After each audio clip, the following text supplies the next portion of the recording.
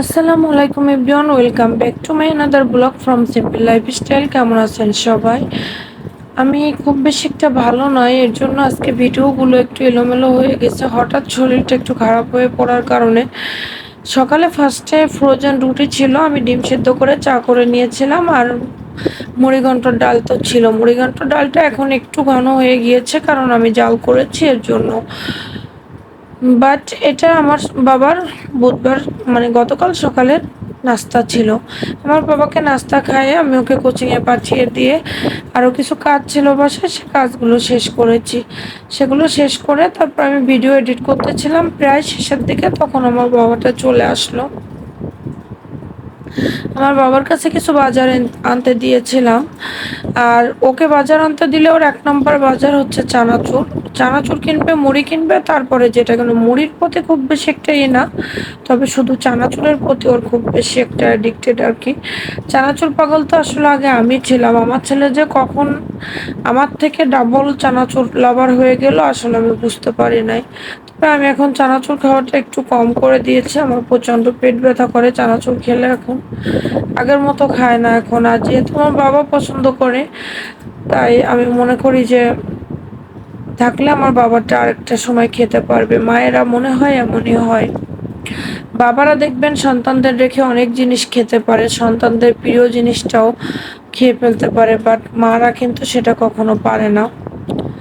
দেন এখানে আমি আমার বাবাকে সুন্দর করে এখন সরিষার তেল দিয়ে কাঁচামরিচ পেঁয়াজ দিয়ে মুড়ি চানাচুরটা মেখে দিলাম। যেহেতু কোচিং শেষ করে 12টা 12:30 দিকে বাসায় আসছে, একটু ক্ষুধা তো লাগছে, 8টার দিকে খেয়ে বেরিয়েছিল, তাই আমি ওকে এটা রেডি করে দিলাম। আমার বাবাটা আসলে বাসায় এসে সবকিছু খেতে পছন্দ করে। আর এখন যেহেতু স্কুল বন্ধ, যে দোকানগুলো থেকে স্কুলে খাবার খায় সেই দোকানগুলোতে আসলে এই সময় বন্ধ থাকে, যেহেতু প্রাইভেটে আর কয়টা বাচ্চা আসে এর জন্য স্কুল বন্ধ ছিল।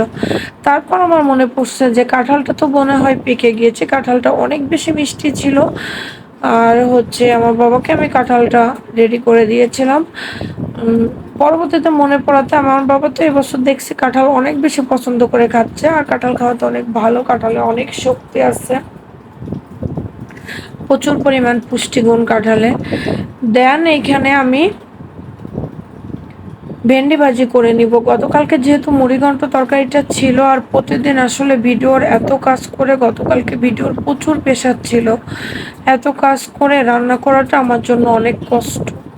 তাই ভাবলাম যে আবার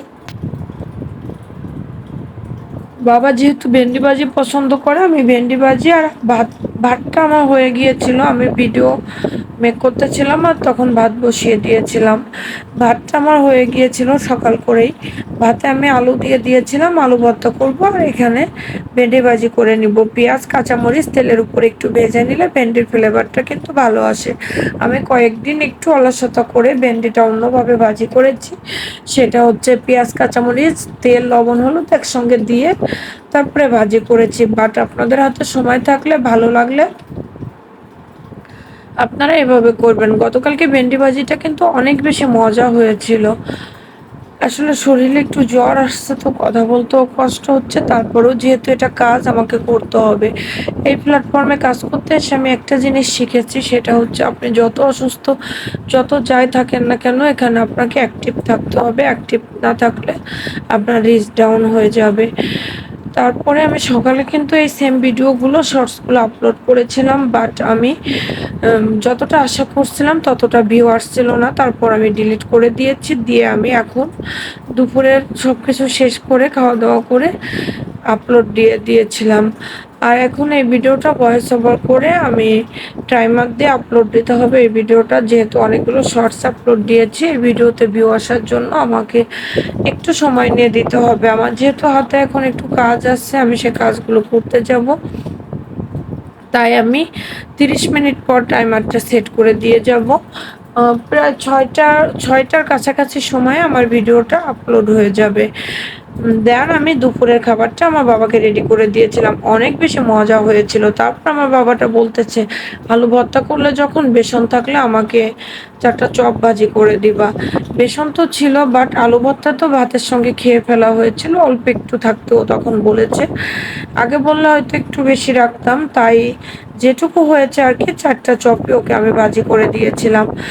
আর গতকালকে চপ ভাজির বেসনটা রেডি করার জন্য যেহেতু ও হঠাৎ বলছে এর জন্য আমি কিন্তু কোনো আদা রসুন পেস্ট ইউজ করি নাই। তারপরেও মাশাআল্লাহ সুন্দর হয়েছিল। আর কাঁঠালগুলো খেতে যে এত বেশি মজা তা বলে বোঝানোর মতো না। অনেক বেশি মজা কাঁঠালগুলো খেতে। আলুর চপ, কাঁঠাল প্লাস শসা দারুণ একটা কম্বিনেশন ছিল এর ভিতরে। আমি বাবাকে বলেছিলাম সসের সঙ্গে কি মানে আলুর চপের সঙ্গে কি আমি সস দিব নাকি? সসটা থাকলে তো প্লেটটা আরো বেশি কালারফুল হতো।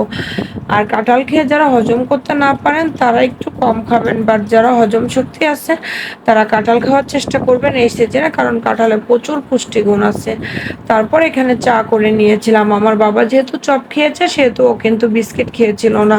পরবর্তীতে এখান থেকে ৪ টা বিস্কুট তুলে নেওয়া হয়েছিল। বাট একটু ভিডিওটা ভালো দেখানোর জন্য এভাবে মেক করেছিলাম। আল্লাহ হাফেজ, ভালো থাকবেন সবাই, সুস্থ থাকবেন, আমাদের জন্য দোয়া করবেন। অনেক কষ্ট করে আজকে ভয়েস ওভারটা করেছি। আমার ভিডিওটা বেশি বেশি করে দেখবেন আর আমাকে সাপোর্ট করবেন।